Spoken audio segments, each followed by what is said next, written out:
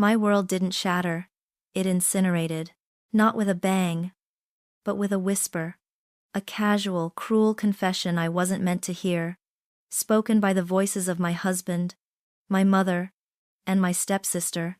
In that instant, the woman I thought I was, the beloved wife, the cherished daughter, the trusted sister, collapsed into a pile of smoking embers, leaving only a raw, screaming void where my heart had been. They didn't just break me. They burned me alive, piece by precious piece, and from the ashes of that destruction, something cold and utterly new began to stir. My memory, now a fractured landscape of before and after, struggles to recall the woman who once believed her life was perfectly gilded. She lived in a house that always smelled faintly of lavender and lemon polish, a pristine sanctuary of beige and cream, where every cushion was plumped, every surface gleamed. It was a home she'd poured her heart into, meticulously crafting an environment that mirrored the flawless image she hoped to project, a reflection of the perfect wife and mother she desperately strived to be. Russell, my husband, was the golden thread woven through this tapestry. Tall, with a smile that could charm the city council into approving his latest development project, he was the picture of success. I admired him, adored him even. In that quiet, unassuming way I adored everything in my life. He'd often say, with an indulgent pat on my hand, "Meredith, you always worry too much." Or, "Relax, darling. Everything's under control." His words, meant to soothe, often felt like a gentle dismissal, a reminder that my concerns were trivial, my anxieties unfounded. Yet, I clung to them, to the illusion of his protective strength. He was my rock, my provider, the anchor in my otherwise drifting sense of self-worth. I loved him. Or at least, I loved the idea of him, the handsome, successful husband who completed my ideal family portrait. And then there was Owen.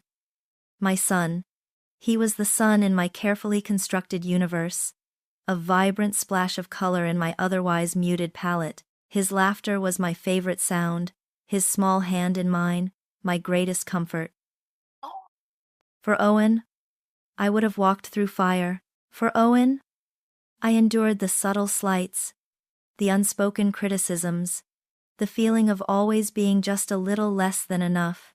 He was the purest, most uncomplicated love I knew. A love I guarded fiercely, even as I doubted my own capacity to be a worthy recipient of it. My mother, Beverly, was a woman of impeccable taste, and even more impeccable judgment.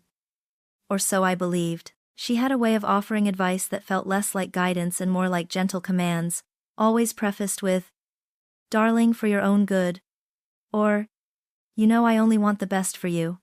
Her visits, always announced with a flourish and a delicate box of pastries, filled the house with a mix of warmth and subtle tension.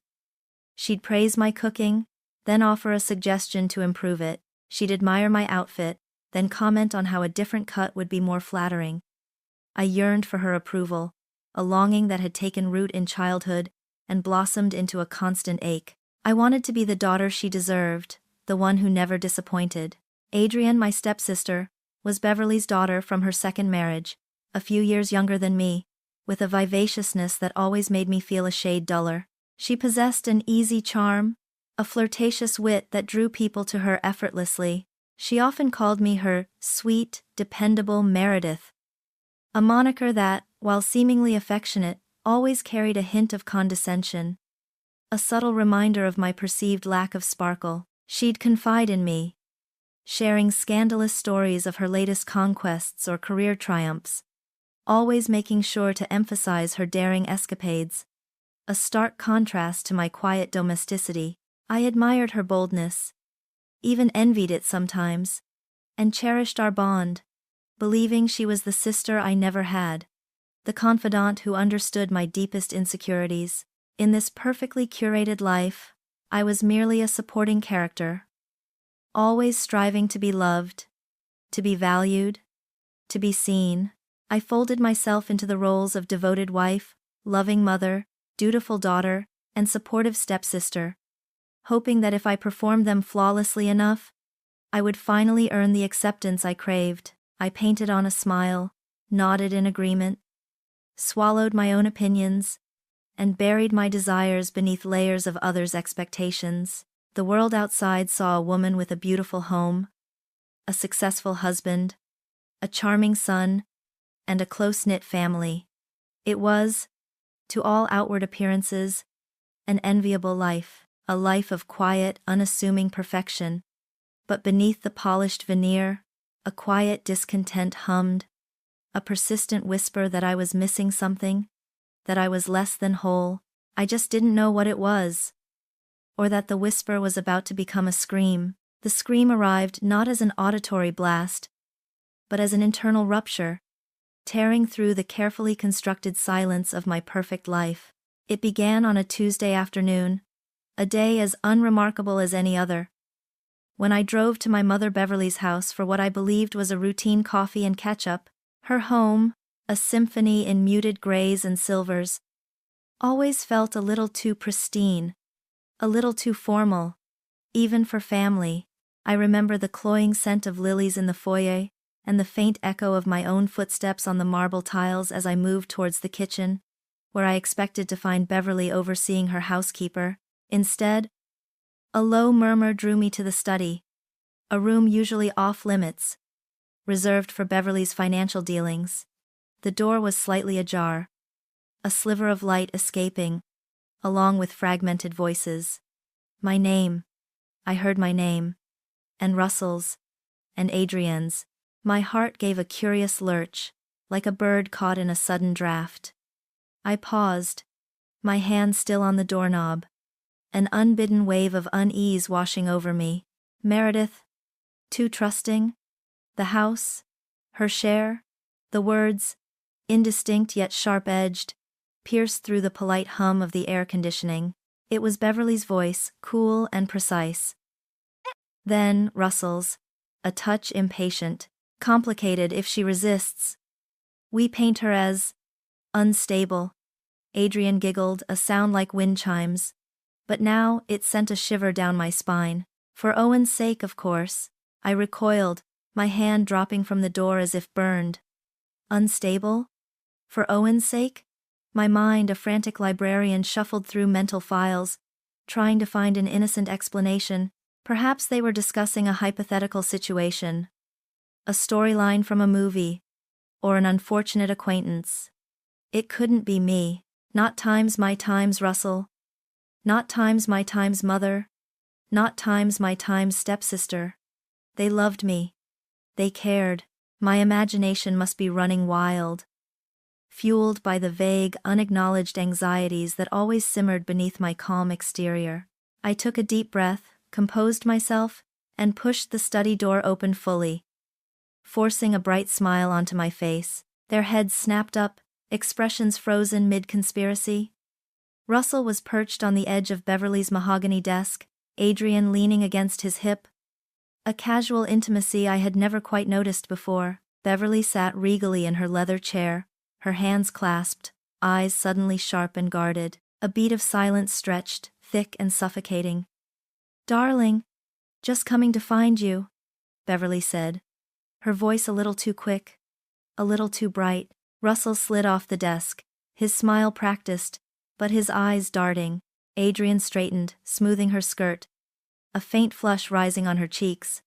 "Meredith, we were just discussing Russell's latest client, a rather difficult woman, you see," Adrian chimed in, her voice unnaturally high. I nodded, my smile feeling like a mask. The air pulsed with unspoken things. I tried to believe them, truly I did.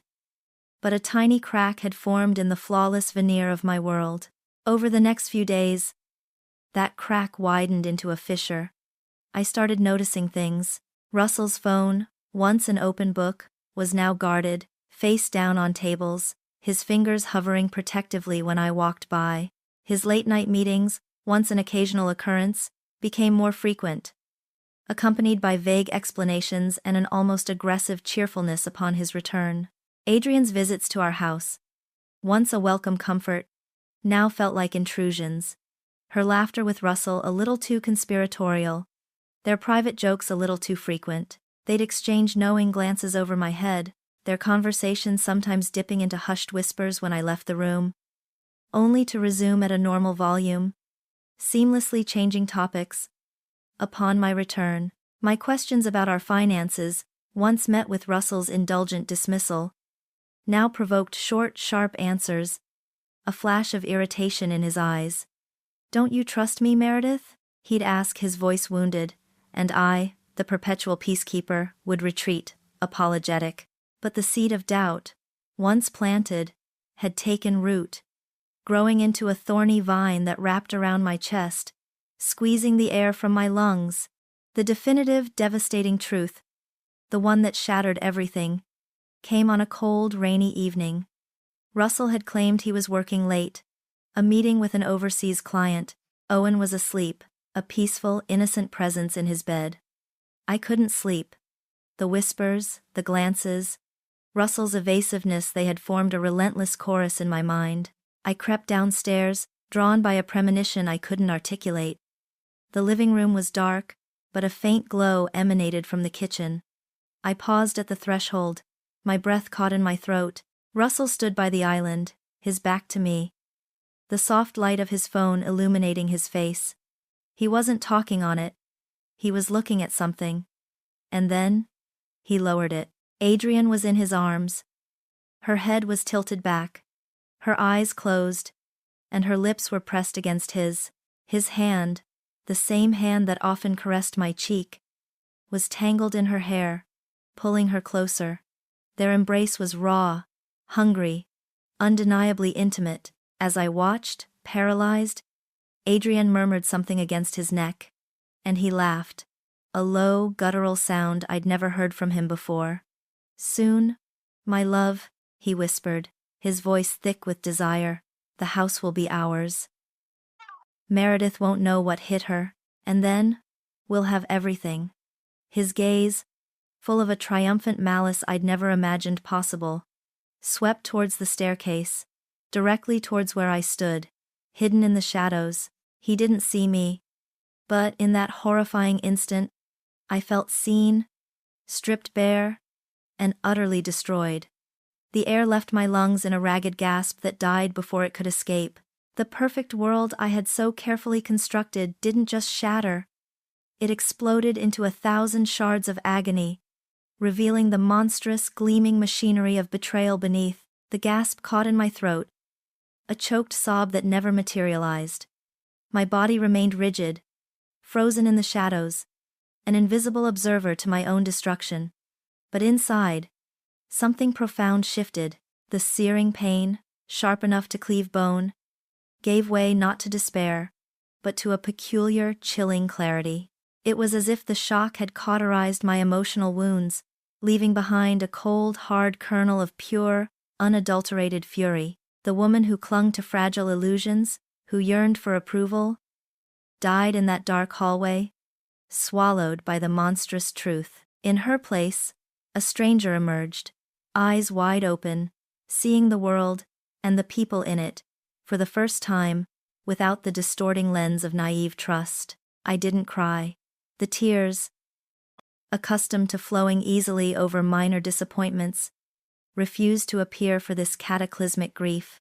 Instead, a glacial calm descended, an unnerving stillness that numbed the edges of my agony. My heart, which should have been thrashing in my chest, beat with a slow, deliberate rhythm, each thump a hammer blow forging a new resolve. They had burned me. Now, I would turn their ashes into a weapon. My mind, once cluttered with anxieties about dinner menus and throw pillow arrangements, began to hum with a stark, terrifying efficiency. I was no longer the mouse scurrying away from danger. I was a creature cornered, fangs bared, with nothing left to lose. Owen, his name, a silent scream in my mind, was the catalyst. He was the reason I had endured the subtle slights, the dismissal, the constant feeling of inadequacy. He was the purest thing in my life. And they wanted to take him. They wanted to paint me as unstable, to rip my son from my arms. That thought, more than any betrayal of love or trust, was the fuse that ignited the cold fire within me. This wasn't about me anymore. It was about protecting my son, about fighting for the future he deserved, a future free from their poisonous influence. My fight would not be loud or emotional. It would be meticulous, strategic, and utterly merciless. They sought to devour my world. I would dissect theirs, piece by calculated piece. The house, once my sanctuary, now felt like a battlefield. The soft glow of the kitchen, where I had just witnessed their vile intimacy, seemed to mock me. I retreated to my bedroom, not to collapse, but to strategize. Sleep was an impossibility, a luxury I could no longer afford. The first rays of dawn found me hunched over my laptop, the screen a stark contrast to the comfortable darkness of the room. My fingers, surprisingly steady, typed words into the search bar: divorce law, custody battles, evidence gathering for fraud, recording conversations legality, private investigator local. Each click, each search result, was a brick in the foundation of my new existence. I was no longer Meredith, the accommodating wife. I was Meredith, the architect of my own justice. The information unfurled before me, a complex tapestry of legal jargon and strategic maneuvers, and I absorbed it all, a sponge starved for knowledge. I began to understand the rules of their game, and with a chilling resolve, I decided to play it better. My first, immediate task was to secure a small, discreet voice recorder, disguised as something innocuous, to capture the very whispers that had ignited my personal inferno. The hunt had begun. The hunt was now fully engaged. The voice recorder, purchased online under a pseudonym and delivered to a P.O. box in the next town, was merely the first piece of equipment. Before I could capture their whispered treachery, I needed to unearth the cold, hard truth of their financial machinations. Their plan wasn't just about my instability. It was about my inheritance, my assets, my son's future. Money, I realized with a grim certainty, was the ugly root of it all. Russell, predictably, was careless. He believed me too naive, too preoccupied with domestic trivialities, to ever delve into the labyrinth of his financial world. This assumption was my greatest weapon. His home office, usually sacrosanct, became my covert operational base whenever he was working late or on business trips. My heart would pound like a drum against my ribs as I slipped in, the scent of his expensive cologne, now a repugnant reminder of his duplicity. My first target was his desk. Not the pristine surface, but the bottom drawer, always slightly ajar, a testament to his perceived invincibility. Inside, I found a stack of bank statements for an account I didn't recognize. Not our joint account. Not his business account. This one was under a shell company name, Evergreen Holdings, LLC. The statements, printed neatly, showed large sums moving in and out, far more than usual, and several unexplained withdrawals. My fingers trembled as I meticulously photographed each page with my phone. The flash muted, the click barely audible. I then carefully replaced everything, making sure the slight indentation of the bottom drawer remained exactly as I found it. Next, I accessed our shared online banking.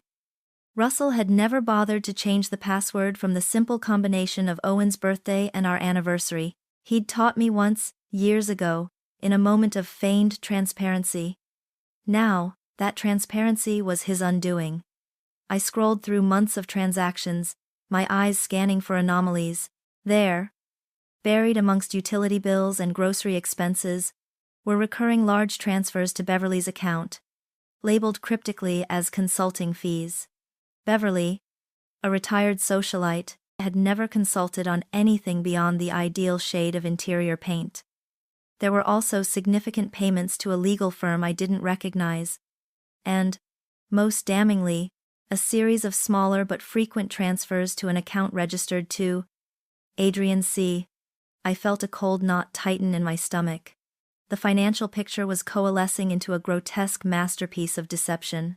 I set up a secure, encrypted document on a cloud drive, accessible only through a burner phone I'd bought in cash. There, I meticulously logged every suspicious transaction. Dates, amounts, recipients, and my own brief damning observations. It was a tedious process, demanding a level of focus I hadn't known I possessed. My former self would have been overwhelmed, frustrated by the numbers, but this new Meredith found a strange, grim satisfaction in connecting each dot, building an irrefutable case, brick by painstaking brick. Each entry was a silent declaration of war. Maintaining the facade of normalcy was the hardest part. Every morning, I'd wake up, don the mask of the oblivious wife, and walk into a kitchen where my husband and stepsister might have been entwined just hours before. I'd offer Russell his coffee, my smile a brittle thing, and listen to Adrian's saccharine stories about her day, knowing she was complicit in destroying mine. Beverly's visits, once a source of anxious anticipation, now filled me with a chilling contempt. I'd watch her, my own mother, as she offered unsolicited advice on Owen's schooling or the upkeep of the house, knowing her words were laced with insidious intent. The effort to suppress the raw fury simmering beneath my skin was exhausting. My head ached perpetually, my stomach churned, and sleep was a fragmented landscape of nightmares.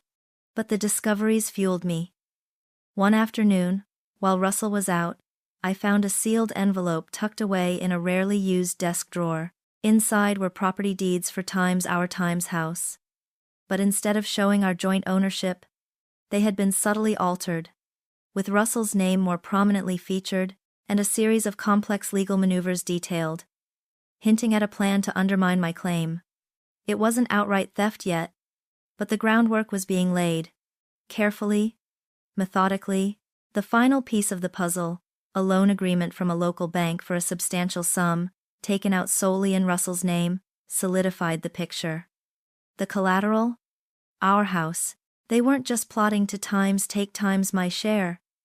They were mortgaging my home, siphoning off its value, before seizing it entirely. My family was systematically stripping me bare, financially and emotionally.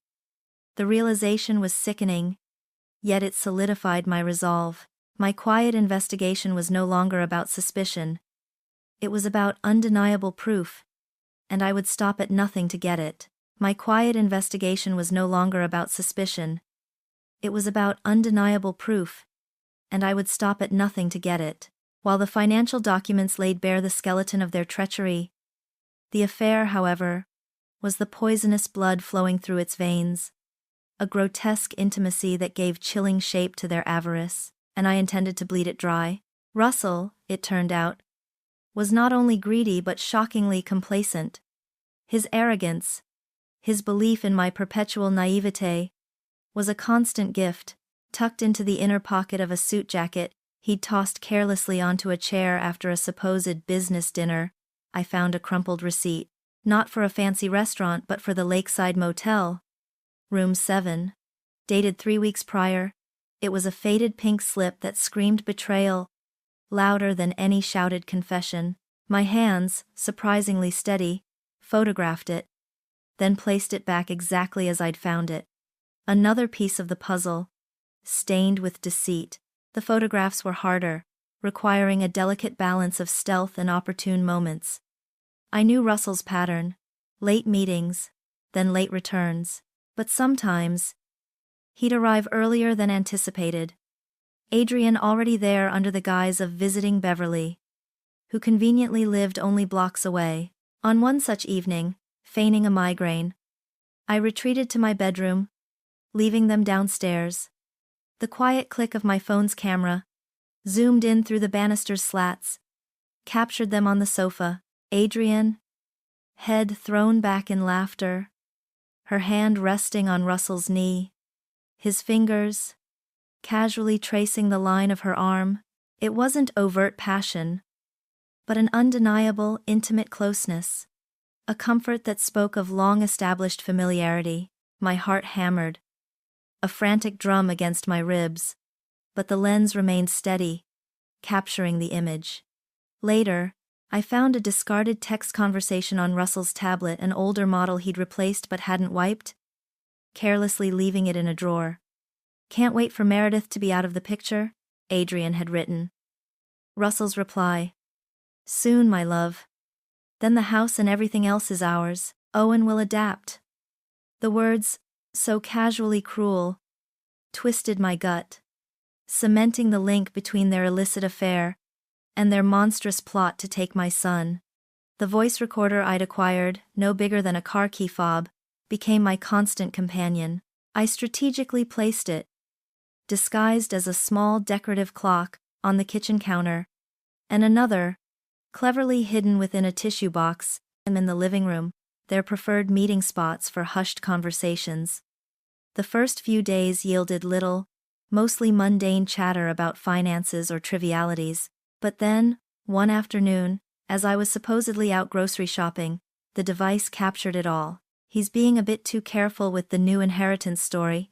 Adrian's voice, a saccharine whisper, filled the small device.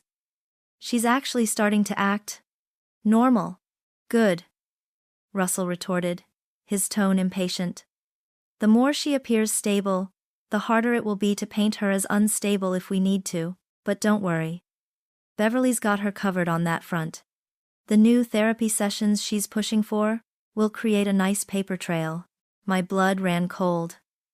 Asterisk. Therapy sessions? Asterisk. My mother had been subtly suggesting I seek counseling for my anxieties about Owen's future. I had dismissed it as genuine concern. Now, it was clear. A calculated move to build a case against my mental fitness. So, when do we push for the custody hearing? Adrian pressed, her voice edged with eagerness.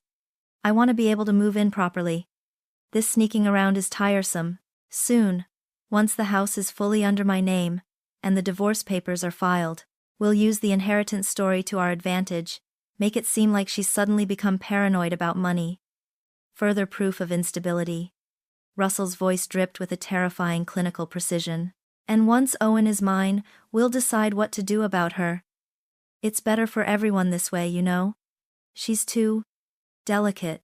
Always has been. The raw recording, played back in the dead of night, was a punch to the gut.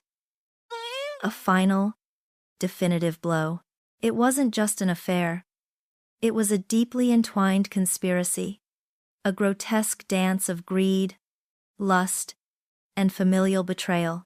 Every lie, every dismissive pat on the hand, every darling, for your own good from Beverly, every conspiratorial glance, coalesced into a monstrous whole. They weren't just taking my inheritance or my home. They were systematically erasing my existence, planning to steal my son and label me insane to do it. The casualness with which they discussed my future, my sanity, Owen's fate, confirmed the chilling depth of their betrayal. My emotional resilience, already stretched thin, didn't break. Instead, it hardened into something unbreakable, forged in the fires of their malevolence, the last shred of hope for the man I married, for the mother I loved, for the sister I trusted, evaporated into the cold, clinical air. There was only one truth left. They were predators, and I was their prey. But the hunt, I now understood, had just begun for them. They didn't know I had already turned hunter. Every photograph, every bank statement, every furtive recording I had painstakingly collected now cascaded into a single, undeniable narrative of their collective depravity. The pieces, once scattered fragments of suspicion, locked together with chilling precision, forming a grotesque mosaic of their greed, lust, and familial betrayal. I spent hours, days even, in my makeshift war room, the quiet sanctuary of my study, ironically a space Russell rarely entered, spreading out printouts, cross-referencing dates, highlighting names, the transfers to Beverly, cryptically labeled consulting fees, aligned perfectly with Adrian's frequent visits and their whispered conversations. The altered property deeds and Russell's illicit loan agreement were directly mirrored by their discussions about seizing the house. And the affair, confirmed by the motel receipt and stolen glances, was not a separate sin but the poisoned heart of their scheme, fueling their desire to eliminate me and claim Owen. My burn phone, now a vault of evidence, held the digital proof. Images of bank statements. Screenshots of damning texts from Russell's old tablet. The audio files of their conspiratorial whispers. Each file was meticulously categorized. Each piece of information backed by at least 2 separate sources. A fortress of facts they could not breach. My mind, once a tempest of self-doubt, was now a finely tuned machine. Sorting, analyzing, connecting. The woman who once struggled to balance her checkbook now constructed a flawless case for criminal fraud and marital infidelity. There was a grim satisfaction in the sheer intellectual exercise, a perverse joy in knowing I was outsmarting them at their own insidious game. But the real battle was fought in the daylight. Across the breakfast table, during Beverly's well-meaning visits, and Adrian's casual drop-ins, the mask I wore became a permanent fixture, an unbreakable facade of the oblivious, slightly anxious wife. To smile at Russell as he offered a false compliment, to nod at Beverly as she subtly pushed for me to see a therapist, to laugh at Adrian's contrived anecdotes, while knowing she lay in my husband's arms. It was a psychological torture unlike any other.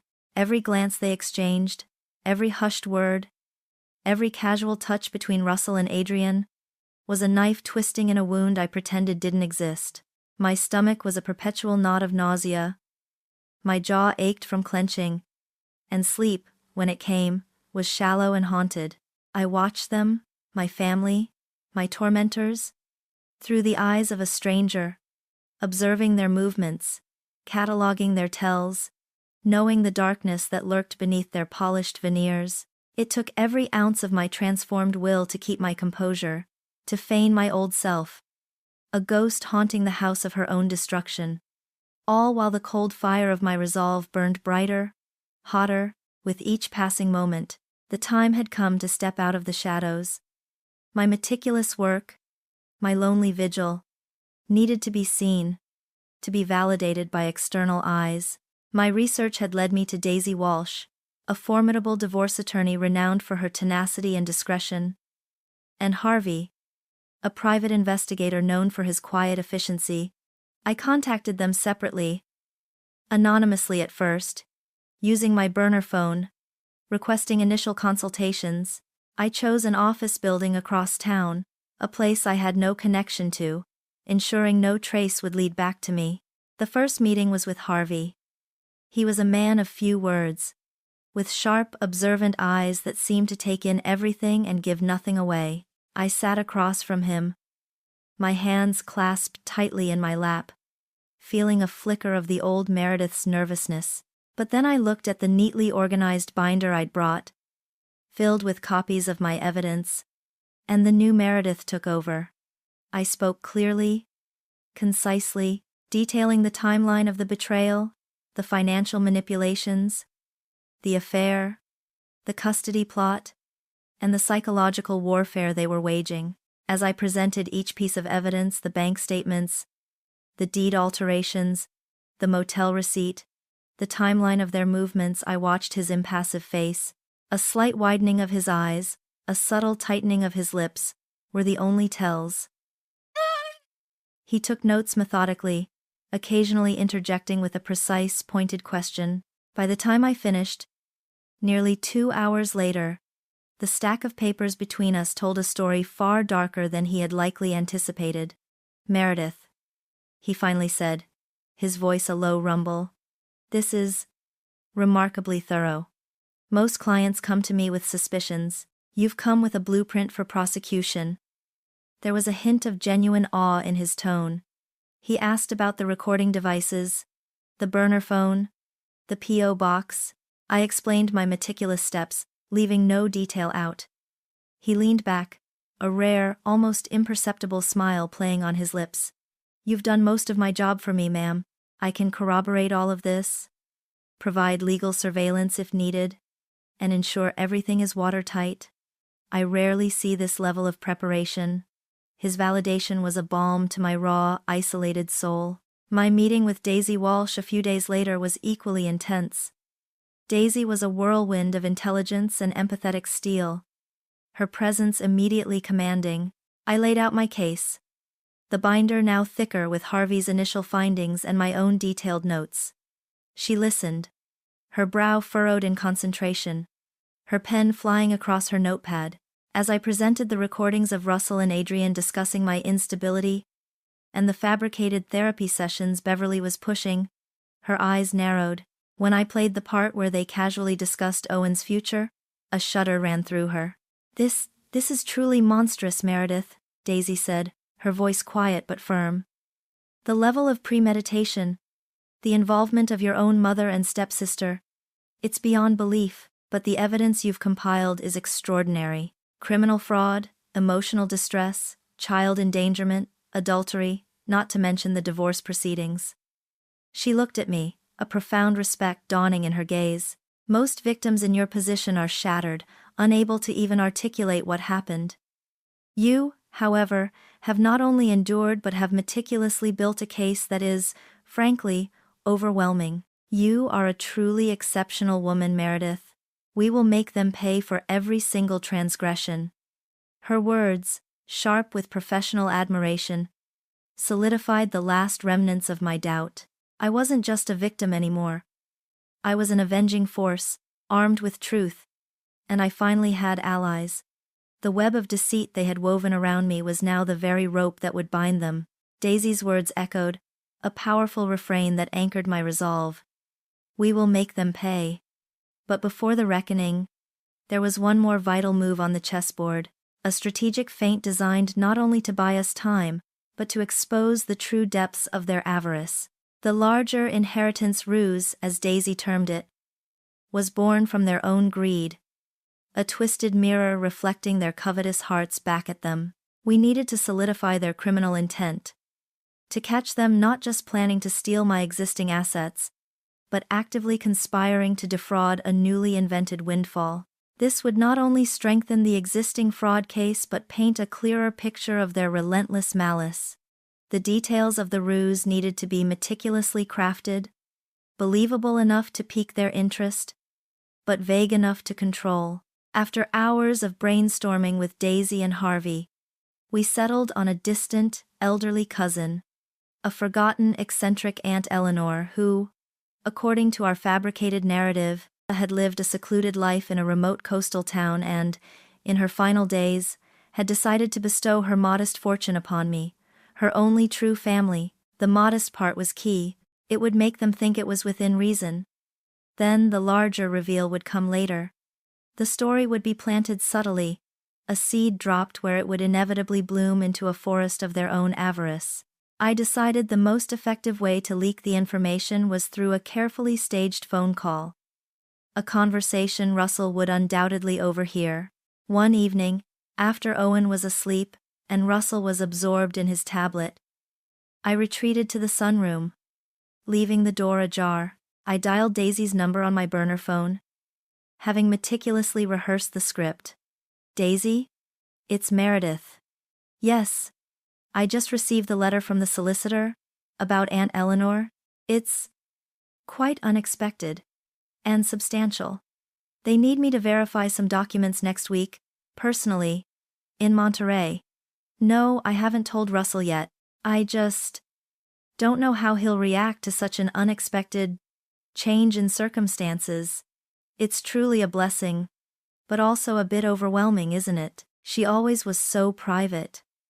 My voice trembled with feigned anxiety and surprise.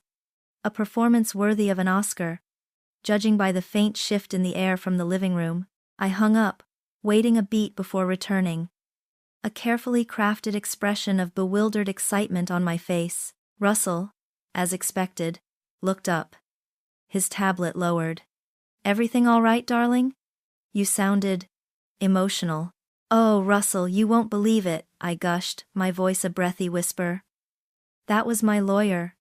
You remember Aunt Eleanor, don't you? My great-aunt, who lived by the coast? Well, she passed away, and apparently, she's left me everything. The solicitor said it's a significant amount. I have to go to Monterey next week to sign papers." I watched his face, carefully masking my disgust. His eyes, usually cool and calculating, flickered with something akin to predatory interest. The practiced smile widened. "Meredith, that's wonderful news. Why didn't you say anything about Aunt Eleanor before? You always keep things to yourself. The hint of accusation was there, but it was quickly overshadowed by unconcealed avarice. Of course, I'll come with you to Monterey. We should discuss this with Beverly. She's so good with financial matters, you know.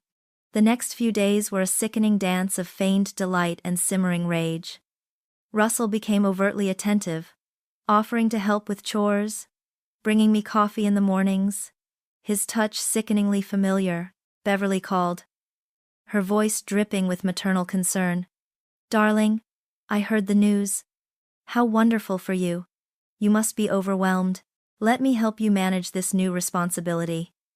Adrian, ever the opportunistic shadow, suddenly found reasons to drop by daily, her laughter a little too loud, her questions about Aunt Eleanor's eccentricities a little too probing. She'd casually bring up the size of the inheritance, trying to gauge if it was enough to justify their schemes. I maintained my facade, playing the slightly overwhelmed, grateful recipient of this unexpected fortune. I'd mention my concerns about managing so much money, knowing it would only fuel their desire to help me. I talked about Owen's future, subtly implying how this inheritance could secure it. Watching their eyes gleam with shared, unspoken calculation, they were falling into the trap, exactly as predicted. The greed, once subtly veiled, now hung in the air between us, thick and palpable. Every forced smile, every congratulatory pat on the back, was a fresh stab of betrayal, a reminder of the ugly truth beneath their polished exteriors. My stomach churned with revulsion, but my resolve remained unwavering. I would play the trusting fool for a little longer, watching them entangle themselves further in the web of deceit they thought they were weaving around me. Every word they spoke about my newfound wealth, every greedy suggestion they offered, was meticulously recorded. Another nail in the coffin of their freedom. The bait was cast, and they bit hard. But the wait that followed, the agonizing stretch of days as I watched them squirm and salivate, proved a different kind of torture. The play was in motion, but the final curtain was yet to fall, leaving me suspended in a brutal limbo between discovery and retribution. Each morning I awoke to the oppressive weight of the facade, the cloying scent of Russell's aftershave, the saccharine lilt of Adrian's voice, the imperious calm of Beverly's pronouncements. They were circling, their eyes alight with the promise of newfound riches, their questions about Aunt Eleanor and her supposed fortune growing bolder, more frequent. Russell, ever the strategist, began suggesting investment opportunities for my soon-to-be liquid assets, his hand resting on my arm a little too long, his smiles a little too wide. Beverly, my own mother, suddenly took a keen interest in my estate planning, offering to simplify the paperwork and safeguard my future, all while subtly reminding me of my nervous disposition and her constant worry for my well-being. Adrian, meanwhile, became my closest confidant, regaling me with stories of her own financial woes, hinting at the vast difference a little extra could make, her gaze always flicking to my engagement ring, a silent question about its potential value. Their greed was a tangible force, a suffocating blanket woven from their whispered calculations and avarice, and every word, every gesture, every hungry glance, confirmed their deep immersion in the new scheme. The recordings piled up, a chilling testament to their insatiable appetite. During this agonizing period, my days became a relentless loop of performance and paranoia. I'd spend hours feigning disinterest in financial discussions, then retreat to my study to meticulously transcribe their latest conversations, cross-reference their new suggestions with their original plot to disinherit me. I reviewed every bank statement, every property document, every photograph, ensuring not a single detail was out of place, every piece of evidence securely backed up on encrypted drives and in a locked safe deposit box. A fortress of truth ready for deployment. Daisy and Harvey were kept abreast, receiving updates weekly, their encouragement a lifeline in the suffocating silence of my private war. "Hold tight, Meredith," Daisy would say, her voice calm and steady. "They're digging their own graves. Just give us a little more rope. But despite the mounting evidence and the unwavering support of my legal team, doubt, a venomous serpent, would sometimes coil in the darkest corners of my mind. What if I missed something? What if their intricate web was stronger than I imagined? What if they somehow turned the tables, truly convinced the authorities that times was the unstable one? The idea of losing Owen, of being stripped of my sanity and my son, was a fear so primal, so overwhelming, it threatened to buckle my knees. I'd stand by Owen's bed at night, watching his peaceful, innocent face, and a fresh wave of terror would wash over me. What if my strength failed? What if this elaborate plan, born of my cold rage, collapsed, leaving us both exposed and vulnerable? It was Owen, always Owen, who pulled me back from the brink. His bright laughter, his unquestioning love, his small hand seeking mine, these were the anchors that moored me to my purpose. He was oblivious to the swirling storm around him, protected by my carefully constructed shield of normalcy. I made extra efforts to spend time with him, reading his favorite books, building towering block castles, taking him to the park. These moments, stolen from the battlefield of my home, were sanctuaries, reminding me of the purity I was fighting to preserve. I would gaze at him, his future a bright shimmering beacon, and the fear would recede, replaced by a renewed, unyielding resolve. I couldn't fail him. Wouldn't fail him. He deserved a mother who was strong, whole, and free, and I would tear down heaven and earth to ensure he had one. The waiting was agony, but it was a necessary agony. A sharpening stone for the weapon I was about to wield. The pieces were almost all in place. The game was nearing its end. The agony finally culminated, not in a collapse, but in a quiet, unshakable resolve. The day arrived with a crisp autumn chill, mirroring the cold certainty in my heart. I left Owen with a trusted neighbor, a woman completely outside the sphere of my betrayers, telling him I had a special meeting that would make our future brighter. Her kind smile felt like a shield, protecting his innocence from the storm I was about to unleash. Stepping into Daisy Walsh's office, the air felt charged, expectant. The large oak table was already spread with documents, a testament to the meticulous work of weeks, months even. Daisy sat opposite me, her expression calm, professional, yet I detected a flicker of something akin to admiration in her eyes. Harvey, the private investigator, was there too, a silent, watchful presence in the corner, his notes a thick dossier beside him. Meredith, Daisy began, her voice cutting through the silence like a sharp blade. The bait has been taken. Russell and his co-conspirators have not only fully committed to the Aunt Eleanor inheritance scheme, but their recorded conversations leave no doubt as to their intent to defraud you of it, and to use the fabricated instability narrative to gain custody of Owen. She gestured to a stack of audio transcripts, combined with the financial evidence of embezzlement, the altered property deeds, the undeniable proof of Russell and Adrian's affair, and Beverly's manipulative therapy suggestions. The case is watertight. Ironclad, in fact.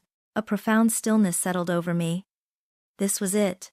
The moment of truth, the culmination of every stolen glance, every hushed whisper, every painstaking hour I had spent dissecting their lies. My blood hummed with a strange mix of fear and exhilaration. So, we proceed?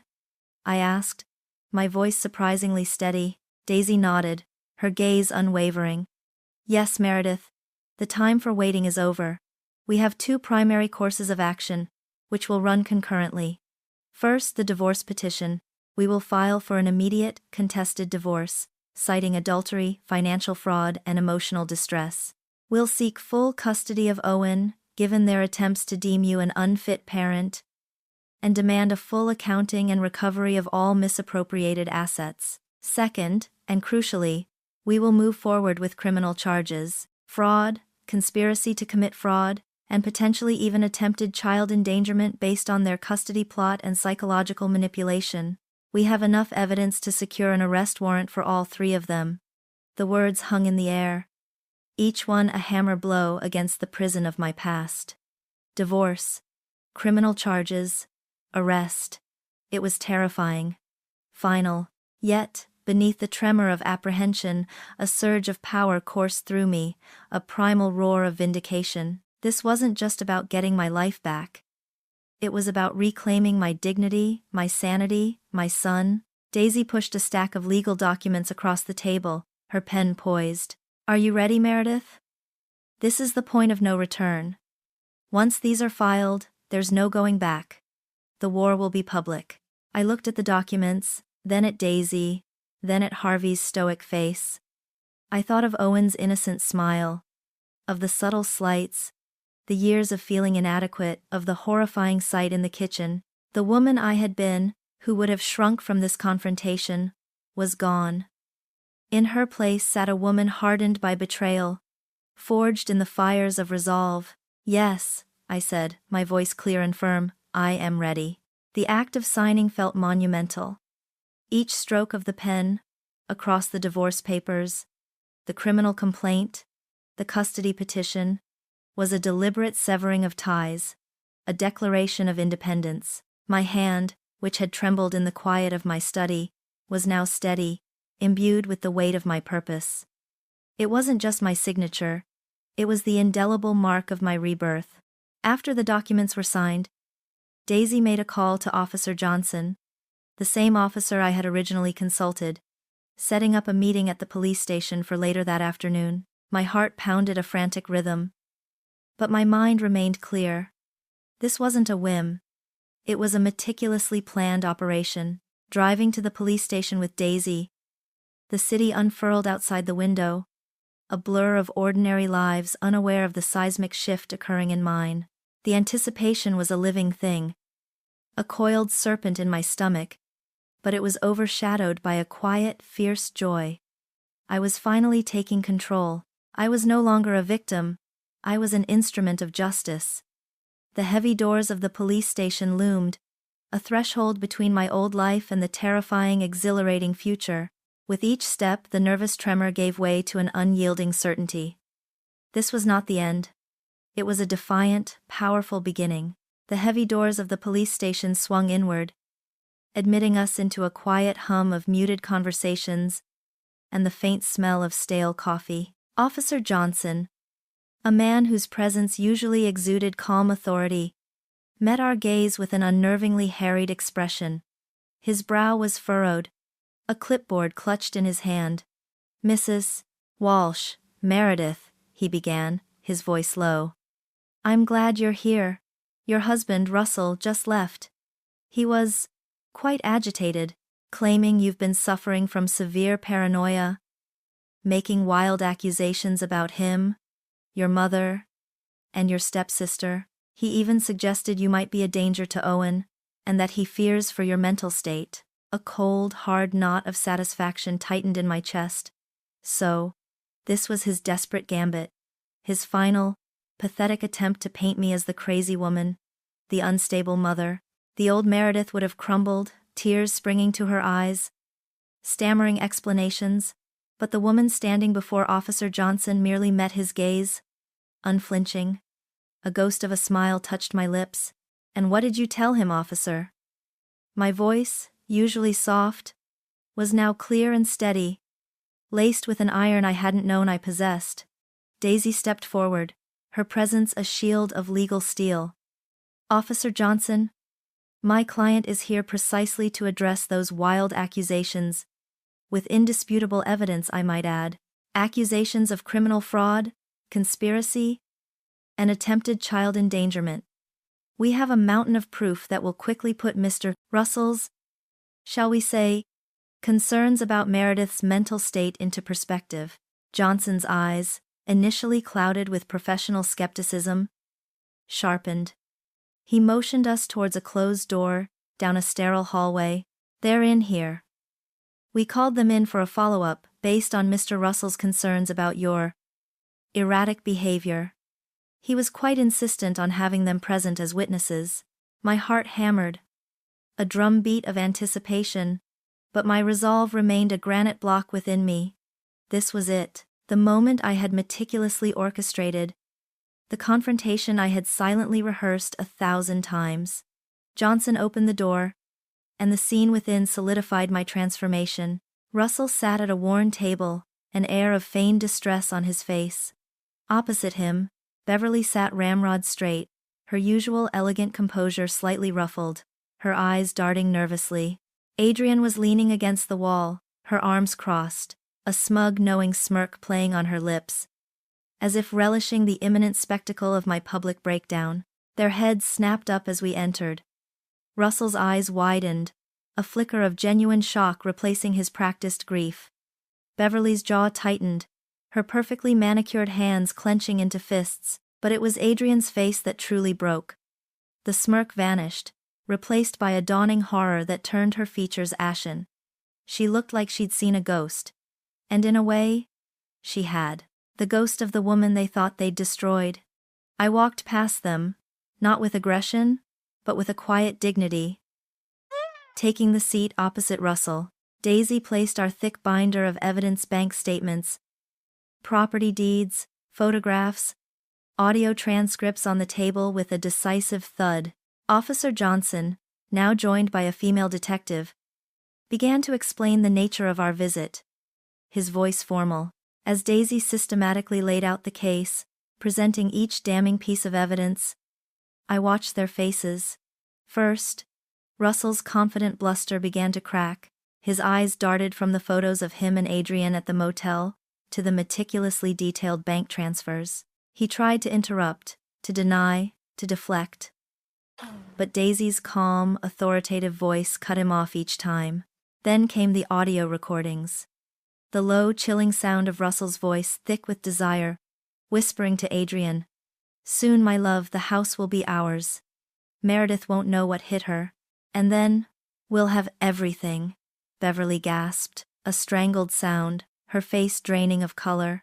Adrian, who had been trying to appear indignant, slumped against the wall, her bravado evaporating. The crescendo of the tapes was the conversation about my instability, the therapy sessions Beverly had been pushing, their plan to use the fabricated inheritance to paint me as paranoid. My own mother, hearing her cold, calculating voice played back, recoiled as if struck. She clutched her chest, her carefully constructed facade crumbling into a mask of abject terror. Russell's face twisted into a mask of pure fury. "This is insane! These are doctored! She's mentally ill! I told you, officer, she's lost her mind!" He lunged across the table, his eyes wild. But Johnson was quicker, placing a hand firmly on his chest, pushing him back. "These recordings have been authenticated, Mr. Stewart," Johnson said, his voice now devoid of patience. "And the financial records corroborate every claim. The altered property deeds, the loan taken against Mrs. Stewart's house without her knowledge, the transfers to both your mother and Miss Hayes, it's all here. Meticulously documented." Adrian began to sob, soft, pathetic whimpers that grated on my ears. "No, no, Russell, tell them it's not true, tell them she's lying." She looked at me, a desperate, pleading gaze. But I gave her nothing. Only the cold, unwavering certainty of my eyes. Beverly, usually so composed, was shaking, her lips trembling as she tried to form words that wouldn't come. The woman who had sculpted my life with subtle commands was now utterly, helplessly broken. Officer Johnson looked from the shattered trio to me, his expression grave. "Meredith, based on the overwhelming evidence presented by you and your attorney, and the clear intent to defraud, conspire, and manipulate, I am authorizing immediate arrests." He turned to Russell, his voice firm and final. "Russell Stewart, Beverly Hayes, Adrian Hayes, you are under arrest for fraud, conspiracy to commit fraud, and attempted child endangerment. You have the right to remain silent." The sound of the handcuffs clicking shut was the most beautiful music I had ever heard. Russell roared, struggling against Johnson. But it was useless.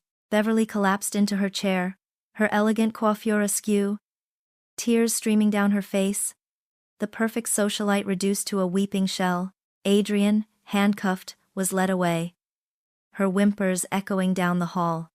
They were dragged from the room, their protests futile, their carefully constructed world exploding around them. My breath, which I hadn't realized I was holding, slowly exhaled.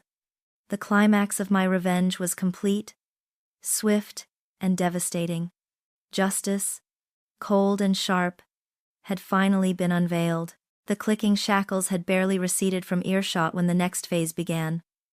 Less dramatic, but no less relentless. Officer Johnson, after watching Russell, Beverly, and Adrian disappear down the hall, turned to Daisy and me, his stern expression now edged with a professional gravity. "We'll proceed with formal charges tonight. Given the weight of this evidence, bail will likely be set high, if granted at all. You've built a solid case, Meredith." His words, a quiet confirmation of my painstaking work, were another balm. Daisy, ever the pragmatic strategist, outlined the immediate legal steps: arraignment, preliminary hearings, the formal indictment. The war was no longer fought in shadows. It was now a matter of public record, set to unfold in the stark, unyielding arena of the courthouse. The weeks that followed blurred into a relentless procession of legal proceedings. The small-town courthouse, once a quaint symbol of local justice, transformed into a buzzing epicenter of gossip and media speculation. Russell's attempt to paint me as unstable had spectacularly backfired, fueling the public's morbid fascination. His mugshot, looking haggard and furious, splashed across local news sites, a stark contrast to the charming developer everyone knew. Beverly's elegant facade shattered publicly, her tear-streaked face captured by photographers outside the courthouse. Adrian, usually so composed, seemed to wither under the relentless scrutiny, her casual confidence replaced by a hollow-eyed terror. Their fall from grace was swift, public, and utterly devastating. At the preliminary hearings, Russell maintained a defiant arrogance, pleading not guilty with an indignant sniff, as if the entire system had somehow conspired against him. Beverly, advised by her frantic lawyer, tried to appear frail and confused, but the cold calculation in her eyes still betrayed her. Adrian, however, was a picture of pathetic desperation, her gaze darting between Russell and me, a silent plea for mercy I was unwilling to grant. Daisy, with Harvey's meticulously gathered corroboration, systematically presented the initial evidence: the financial records, the property alterations, the damning excerpts from the audio recordings. The judge, a stoic woman with piercing eyes, listened without expression. But her questions were sharp, her rulings decisive. Bail was denied for Russell and Beverly, given the flight risk and the extent of the fraud. Adrian, deemed less of a primary instigator, received a significantly higher bail than she could afford, ensuring she too remained incarcerated. Then came the trial. Stepping into the witness box felt both terrifying and empowering. The courtroom was packed, every eye on me. Russell sat at the defense table, glaring, his face etched with venomous hatred. Beverly sat beside him, her head held stiffly, but her hands, resting on the table, trembled visibly. Adrian huddled in her seat, avoiding my gaze entirely. But their presence, once intimidating, now merely fueled my resolve. This was my moment. I testified for hours, recounting my journey from unsuspecting wife to meticulous investigator. My voice, clear and unwavering, detailed every suspicious transaction, every overheard whisper, every calculated betrayal. I described the sickening realization of the affair, the chilling discovery of their plot to steal Owen, the psychological torment of playing along. Daisy guided me through the complex timeline, presenting each piece of evidence I had collected: the copies of bank statements, the photographic proof of the affair, the authenticated audio recordings of their conspiratorial conversations. I played the tapes of Russell casually discussing my instability, Beverly pushing for therapy to build a case against me, Adrian eagerly planning to take my place. The sounds of their own voices, cold and incriminating, filled the silent courtroom, stripping them bare of all pretense. The jury, a diverse group of ordinary people, watched with expressions ranging from shock to grim understanding. Russell's lawyer, a slick, aggressive man, tried to discredit me, painting me as a delusional, scorned woman, a master manipulator fabricating an elaborate tale for revenge. He questioned my mental state, my motives, my capacity to have gathered such evidence alone, but I met each question with a calm, factual rebuttal, referring directly to the evidence, to the dates, to the specific words. The evidence speaks for itself, I stated, my gaze sweeping across the jury. I was forced to become someone I never imagined, to protect my son from people I once loved and trusted. My resolve was an unyielding shield. As the trial progressed, their arrogance began to crumble. Russell's bluster turned to frantic denial, his face flushing with impotent rage, as Daisy systematically dismantled his alibis and exposed his lies. Beverly, who had always commanded attention, now looked small and pathetic, her carefully constructed image dissolving under the harsh light of truth. Her lawyer's attempts to portray her as a benevolent mother, manipulated by her son-in-law, fell flat against the damning audio of her own voice. Adrian's defense was the weakest. She claimed she was merely an unwitting pawn, caught between Russell and Beverly, but the text messages, her own eager whispers on the recordings, painted a different picture. A willing participant, driven by lust and greed. After days of testimony, closing arguments, and the agonizing wait for deliberation, the verdicts came. Guilty, on all counts for Russell and Beverly, criminal fraud, conspiracy to commit fraud, and attempted child endangerment. For Adrian, a verdict of guilty on fraud and conspiracy. The pronouncement was met with a collective gasp in the courtroom. I felt no euphoria, only a profound, exhausted sense of completion. The sentencing hearing was a somber affair. Russell received a lengthy prison sentence, reflecting the premeditation and severe nature of his crimes, along with hefty financial penalties. Beverly, due to her age and slightly lesser direct involvement, received a shorter but still significant prison term, coupled with restitution. Adrian, also facing jail time, received a sentence that would strip her of her freedom and future, a direct consequence of her parasitic complicity. As the judge delivered the sentences, their faces, once so full of contempt and avarice, were masks of utter devastation. Their schemes, once meticulously woven, were not just dismantled, they were obliterated, ensuring that justice, cold and irrefutable, had finally been served. The finality of the sentences, once delivered, did not bring triumph, but a quiet, almost disorienting peace. Leaving the courtroom, Daisy's steady presence beside me, the weight that had settled in my bones months ago, finally began to lift. The crowds of reporters, their flashes like agitated fireflies, blurred into an unimportant background. My focus was singular: Owen, and the home that was now unequivocally ours. Daisy confirmed it all with a calm assurance that resonated deeply. Full custody, unimpeded. The house, free and clear, protected from any further financial machinations, all assets, painstakingly recovered, secured in an account solely under my name.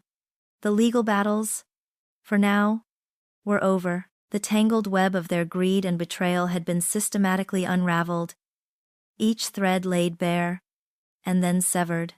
Returning to the house, it felt different. The scent of lavender and lemon polish still lingered, but it no longer felt like a suffocating shroud. It was just a house now, waiting to be reborn. The first thing I did was gather every item that had been theirs, every photograph of Russell, every trinket Beverly had gifted, every garish decoration Adrian had left behind. With a quiet, almost ritualistic solemnity, I boxed them up, labeling them for donation or disposal. There was no rage in the act, only a profound sense of cleansing, of meticulously scrubbing away the last vestiges of their poisonous presence. Owen, returned from the neighbors, watched me with a curious solemnity, sensing the shift, though not fully understanding its depths. "Mommy," he asked, his small voice echoing in the now emptier living room, "are we going to paint?" That simple question ignited the symbolic transformation.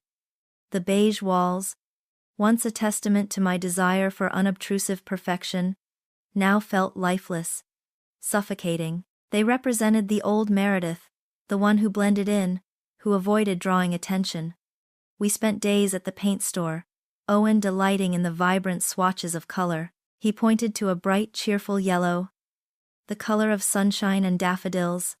"This one, Mommy. Our happy color." I looked at it, then at him, and a genuine smile, one that reached my eyes, blossomed on my face. "Yes, Owen," I whispered. "Our happy color."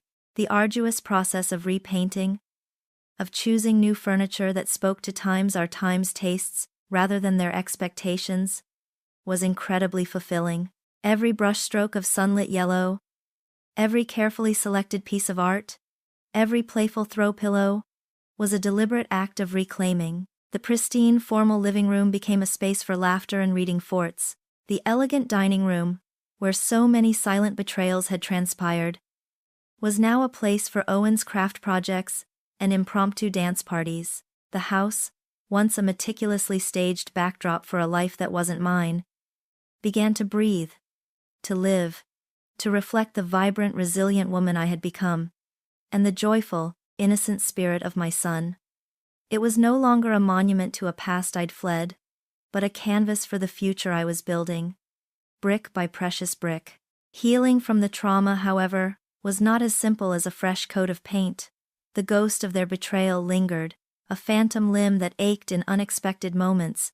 There were days when the smallest reminder, a late-night phone call, a casual comment from a stranger about family would send a ripple of unease through me. But I had learned to confront these shadows, not to shrink from them. I sought therapy, not because I was unstable, but because I was strong enough to acknowledge the wounds and commit to tending them. I spoke openly with a trusted counselor, processing the layers of manipulation and deceit, slowly dismantling the lingering self-doubt that had been ingrained in me since childhood. It was a painstaking, often painful process.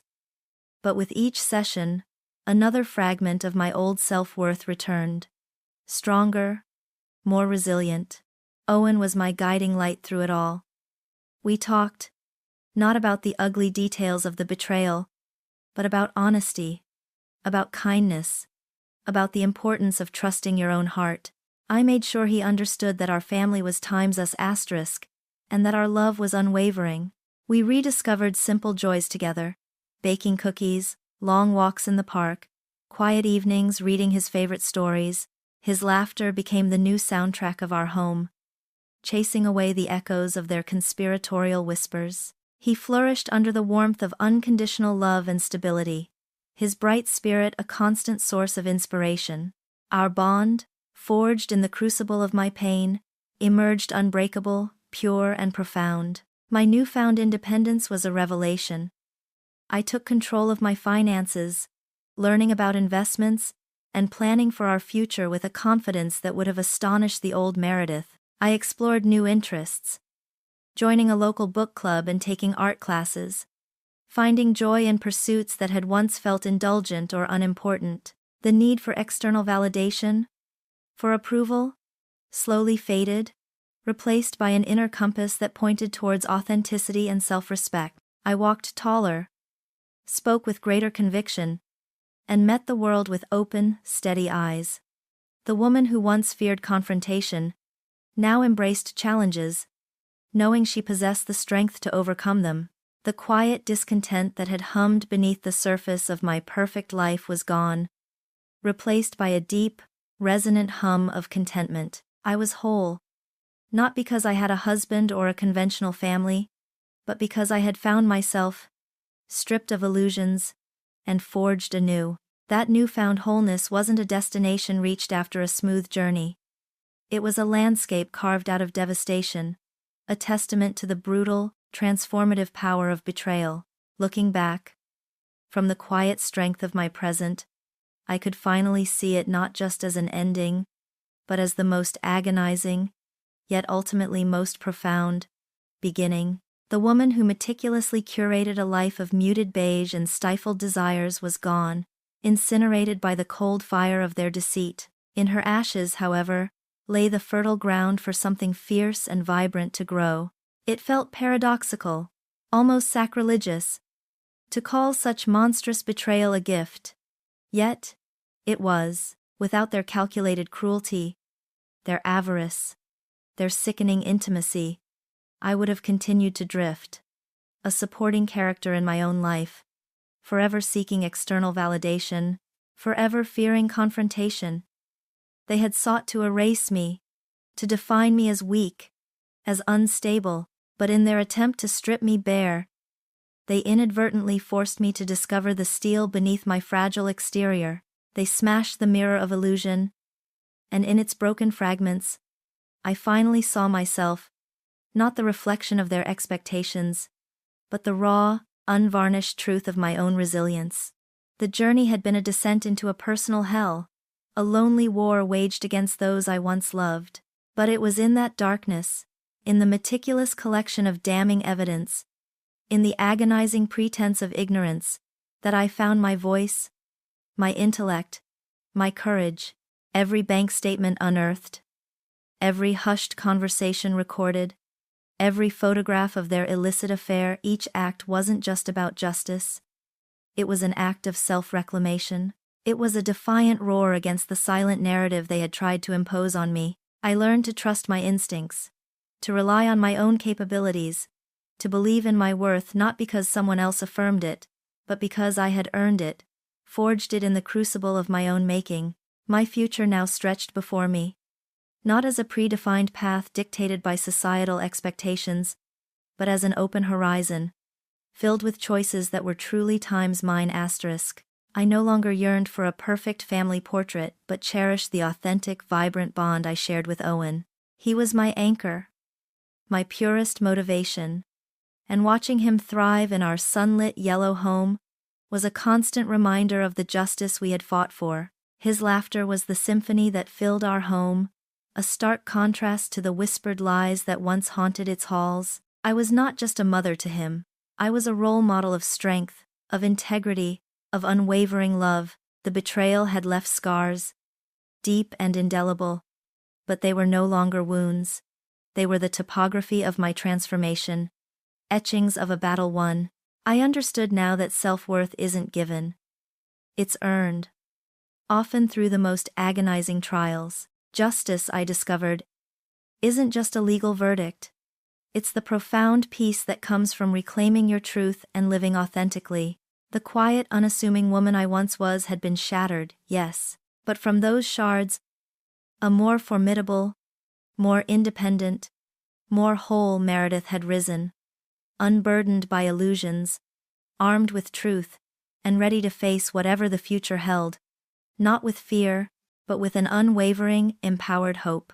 I was finally free.